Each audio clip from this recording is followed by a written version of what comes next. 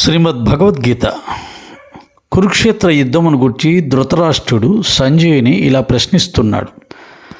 ధృతరాష్ట్ర ఉవాచ ధర్మక్షేత్రే కురుక్షేత్రే సమవేతాయుయుత్సవః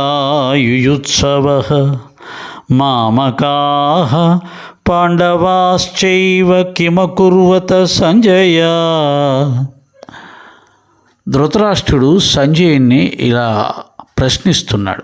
ఓ సంజయ, నా వారలగు దుర్యోధనాదులను పాండుపుత్రులగు ధర్మరాజాదులను యుద్ధము చేయ కుతూహలముతో పుణ్యభూమియగు కురుక్షేత్రమును చేరి ఏం చేశారు?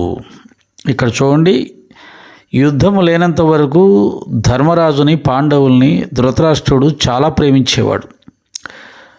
ధర్మరాజును చాలా గౌరవించేవాడు ధర్మాత్ముడని చెప్పి. కానీ యుద్ధం మొదలయ్యేసరికి అతనిలో స్వార్థమనండి, పితృవాత్సల్యమనండి, మోహమనండి ప్రవేశించి నావారు ధృతరాష్ట్రుని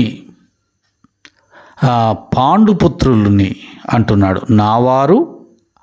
నావారలగు దుర్యోధనాదులు పాండుపుత్రులకు ధర్మరాజాదులు, నా తమ్ముని యొక్క కుమారులను కూడా అనట్ల. పాండుపుత్రులు అని అంటే ఒక రకంగా తమ్ముడు దూరం చేసేసాడు, తమ్ముడిని ద్వేషిస్తున్నాడు.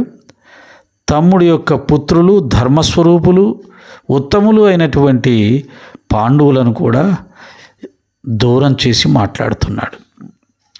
మనిషిలో స్వార్థం, మోహం ఉన్నప్పుడు ధర్మాధర్మ విచక్షణ కోల్పోతాడు అనడానికి ధృతరాష్ట్రుడు ఒక చక్కటి నిదర్శనం. ఓం శ్రీ సాయిరామ్.